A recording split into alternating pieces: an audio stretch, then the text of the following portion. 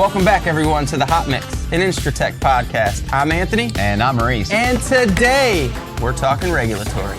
Yes. Go ahead. Yes. Introduce him. Bring him in. We got an expert on something that everybody really wants to know about this time of year especially, which is dealing with nuclear gauges, and the regulatory side can be very important, right? And we have a person that has been in this industry for a very long time, helping companies through the regulatory part of owning a nuclear gauge, and we're so proud to have him here for the first time. Let's welcome Mr. Brian Hoffman. Come in, Brian. Have a seat. Thank you, guys. What do you got there? This is my favorite buddy. This is my survey meter. All right. Don't leave home without it. That's awesome, man. So, Thanks for Brian, thank you so much for joining us here today. We really appreciate it. I think this is a timely episode, right? Yeah. We thought about when we're planning, we're thinking, okay, what are the hot things going on during the summer? Not only the beach, maybe going out to a nice cruise, but for in construction, nuclear gauge testing is going on all over the country. And some states, some states don't take a break, and others do during the winter months. But being able to follow the NRC rules, right? Being able to follow the state regulations, if you're an agreement state, all of that stuff plays into having a healthy and good program for your company. Sure. So, Brian, thank you. Please give us a little of your background and how you came into this stuff. How did you become like an expert in nuclear gauges? Okay, sure. So after I finished grad school, the first full-time position I had was actually with the North Carolina Division of Radiation Protection. So that's kind of really where I cut my teeth in radiation safety. I actually got the position there because I had accelerated background experience. I had nobody there with any knowledge. So I kind of fell into it, if you will. So that's really where I learned my health physics and my radiation. Fell into nuclear regulatory. It's an easy one to fall into, right? Oh, absolutely. So I was there about 4 years, and when I left there, started doing consulting on the side, and had a lot of ported nuclear gauge users when I was actually doing inspections as a state regulatory inspector. Would ask me, say, hey, if you ever leave, would you want to do some consulting work? I said, sure. So that was the bulk of my consulting work, was working with portable nuclear gauges, a lot of them here in North Carolina, actually, doing everything for training and regulatory compliance, licensing, et cetera. And then I expanded on to other things besides portable nuclear gauge, so kind of increased my repertoire. So I've been doing that about 28 years or so. I'm dating myself. So it's let's just say you know this stuff. I've been involved very, very, very long time. Yeah. So he is an expert. He knows a lot, and we invite you guys to leave a question in the podcast. Let us know if you have any particular questions. We can always have Brian back or answer your questions there on YouTube. But to get started, Anthony, I think you had some starter questions to get warmed up here. So I think, when you're starting off with any kind of regulatory program, you have to have a kind of a baseline for what you want to do and how you want to teach people how to use the instruments, right? So what would you say are like the top couple things that you need to do before maybe embarking on this journey? On this journey. And then we'll go into kind of, when you're in season, what you need to do to maintain and keep it flowing. So basically kind of how to set up your radiation protection program. So first of all, you have to get a license, a specific license from the state. So it means you have to make a formal application, which means you got to write it all out, send it in to your regulatory agency. It could be the NRC, it could be an agreement state agency who is actually regulated by the NRC. So you fill all that out, send it in. You need to have a documentation for your facility, the kind of instrumentation you may use for radiation safety, and then a training program for your personnel, which is actually embedding your radiation safety protection program. Okay. And you submit all that to the state. Submit all to the state. They took a look at it. If they like everything, then they'll issue you a specific license, which actually, that license is a license of permission, not a license of exclusion. So it tells you what you're allowed to do, not what you're not allowed to do. So if it's not in there, you can't do it. Exactly. I've had a lot of people when I was doing inspections, that's not like an inverse relationship. You just opened up a big can of worms with that Explain that real quick. It tells you what you can't do, not what you can do. Well, it's a license of permission. So it tells you what you're allowed to do. So if it's not in there, you're automatically excluded from being able to do that. Okay. So it tells you how to use certain things or what you're allowed to do. It says you have to do a leak test every 12 months. you do a leak test every 12 months. Okay. Not every 24. Right. You know, if it says, well, I didn't say in there I couldn't do a leak test every 24. No, it tells you every 12. Okay. It's a license of permission, not exclusion. Gotcha. Right. Okay. If it says a storage facility on there, but you're trying to get it sent to somewhere else, if that particular storage facility is not on there, you cannot store the gauge there.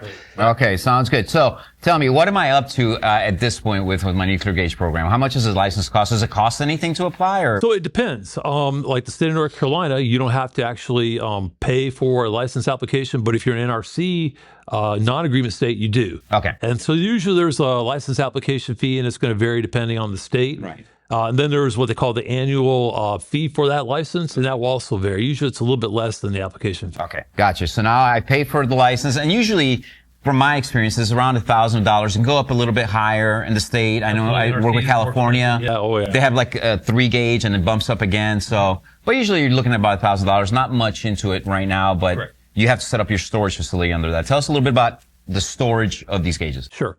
So as far as storage is concerned, anytime a portable nuclear gauge is not under direct surveillance, in other words, you're looking at it, you can see it, you can get your hands on it physically, it has to be stored behind 2 independent physical barriers. Okay.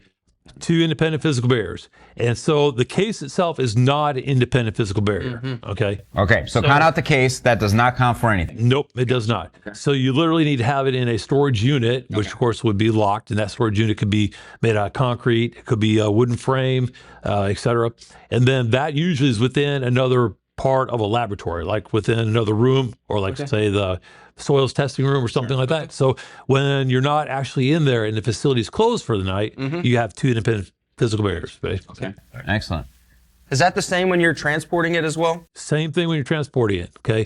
Under transportation under U.S. DOT regulations, you are required to have those 2 independent physical barriers, which is further agreed by the NRC. They have a mutual understanding between the 2. Gotcha. So 2 independent physical barriers is beyond the actual case itself. The case has to be locked. The gauge inside the case has to be locked. So you have 2 locks there, but that's a Type A package. Okay. Type A package has to be secured with 2 independent physical barriers. We're talking about 2 independent chains with padlocks.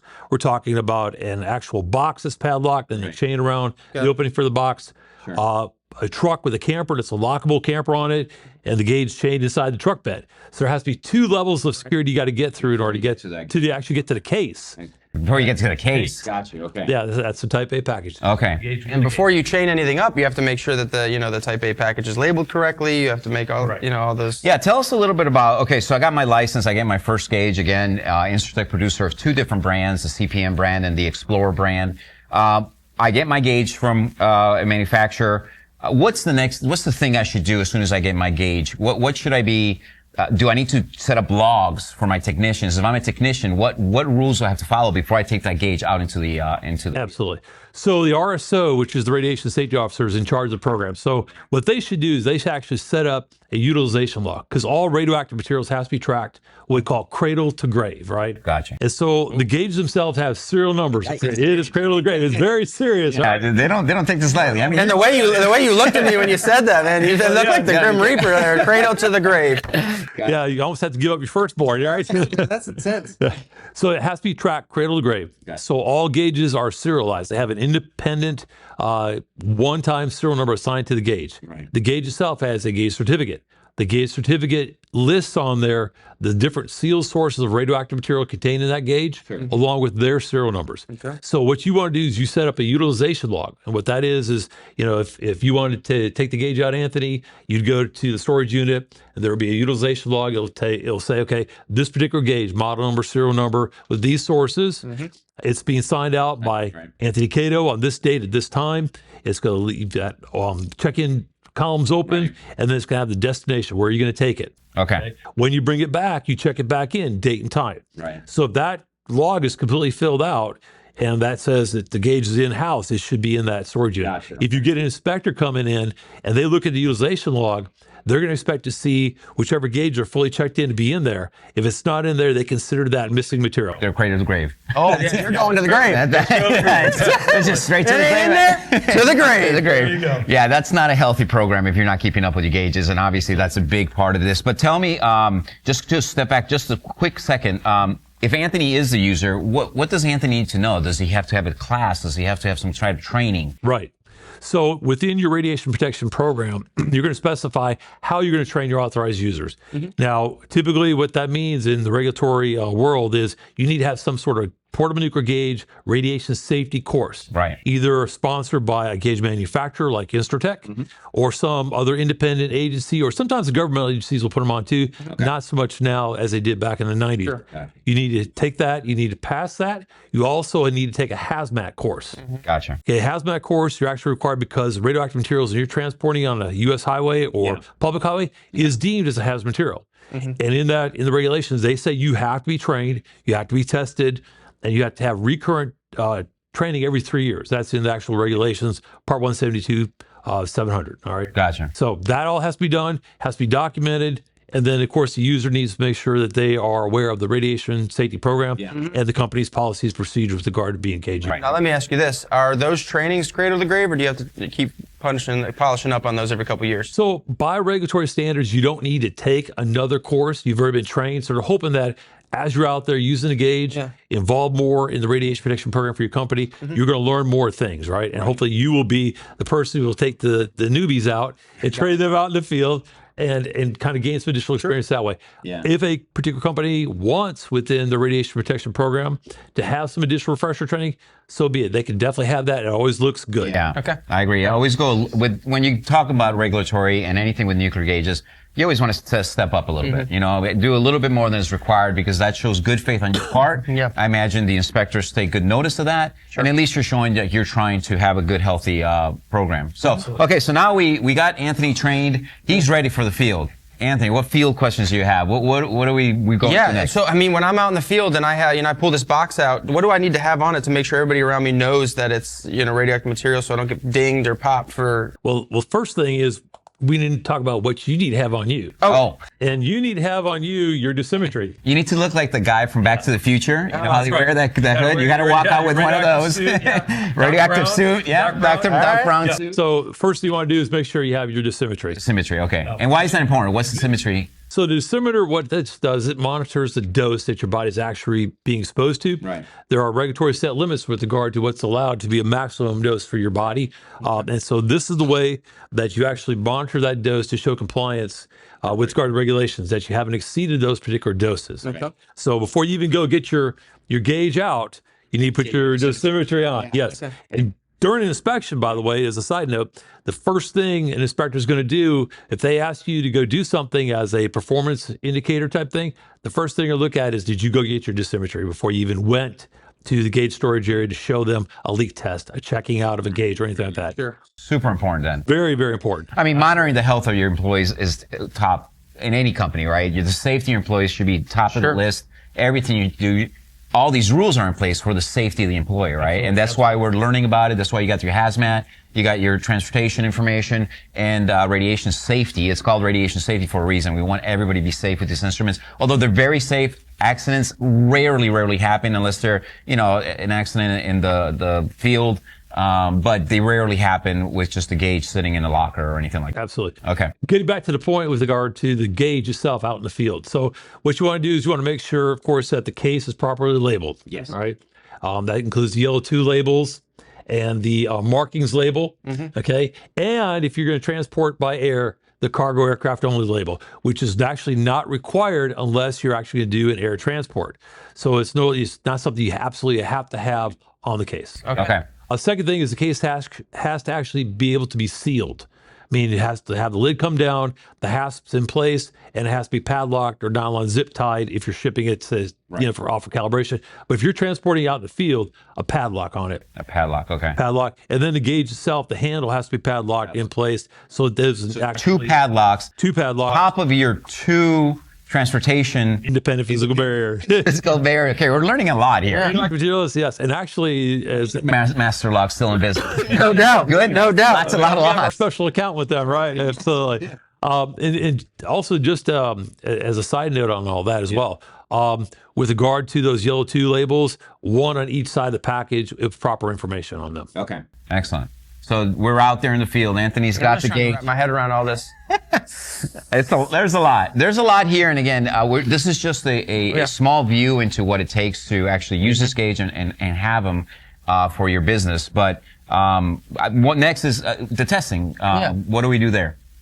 What do we do there? In terms of the testing of the gauge, yes. Like what are the rules when you actually pull this? You take off the 10 million locks. You just put this thing. It looks like one of those. And an hour later, when you get it out, what do I do? After going through all the keys and finding all of them, now we have the gauge out of the storage case, and we're gonna be using it. What do we need to watch out for when we're actually using it? Sure, absolutely. So the biggest thing, of course, is to maintain visual surveillance on this gauge. When it's outside of the case, it's absolutely got to have those binocular eyes out. You've got to be watching very, very cautiously, carefully, because, of course, your health and safety is important as well with all the heavy equipment.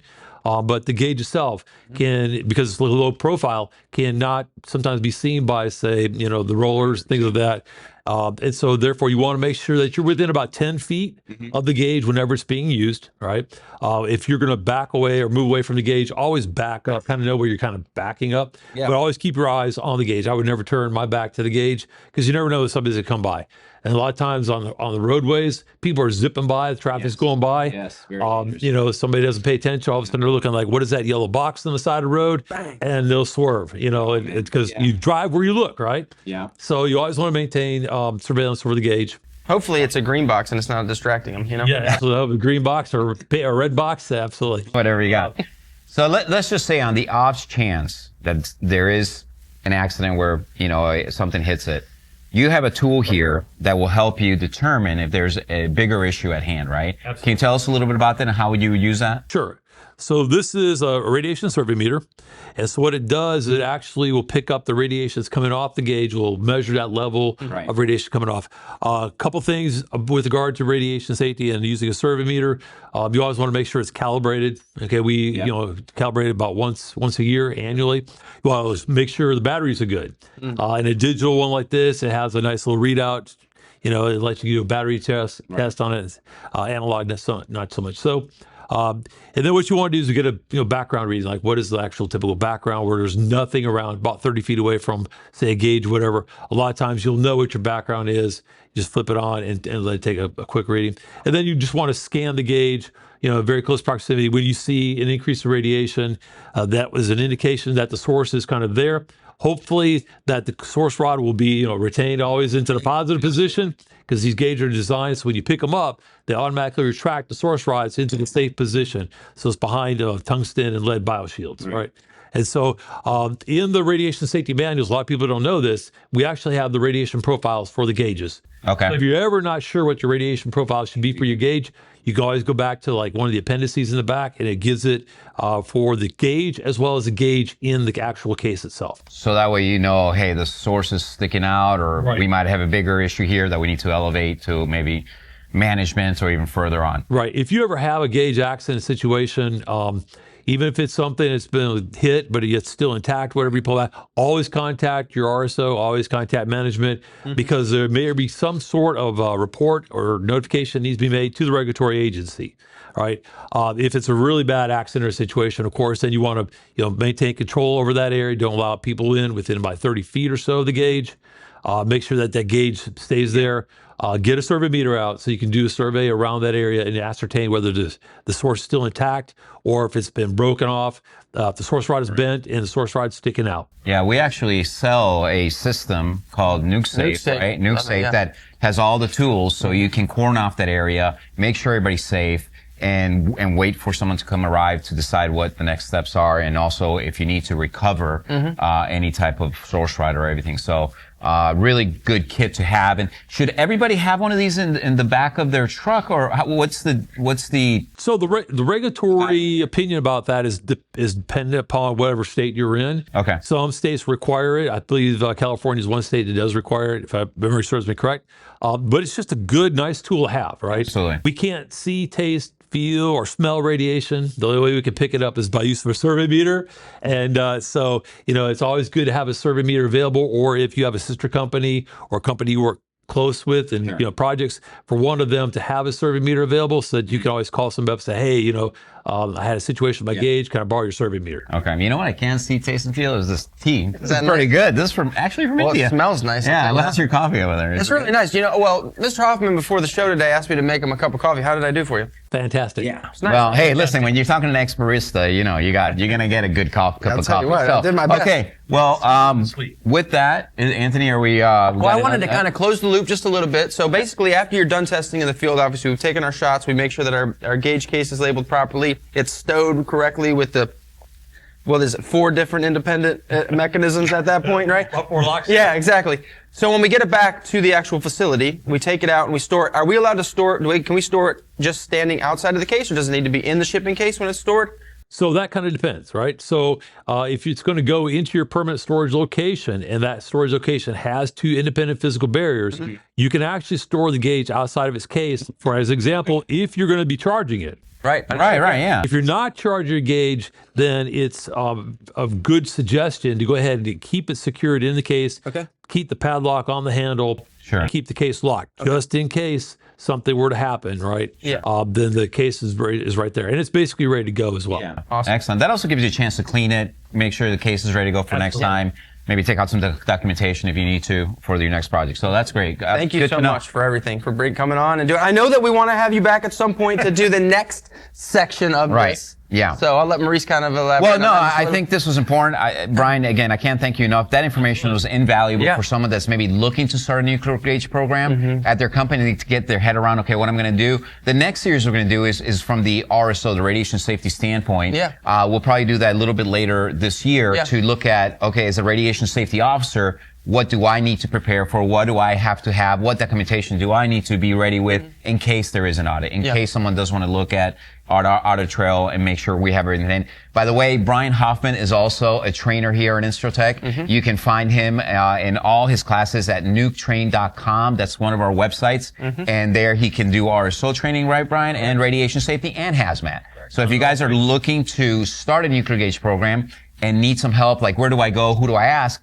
Please email us. Email Brian directly. It's bhoffman@instrotek.com. Oh, you're in trouble now. It's going to go to the masses. But if you have a quick question, Brian will be happy to answer. Or call the 2 guys here and we'll answer them for you. But with that said, thank you again, Brian. We really appreciate the knowledge. Yeah, it was Really, quite well. Thank you all so much for tuning in, as always, and for all the support. We really appreciate it. Remember to like and subscribe, and always keep it hot. Keep it real. Keep it real hot.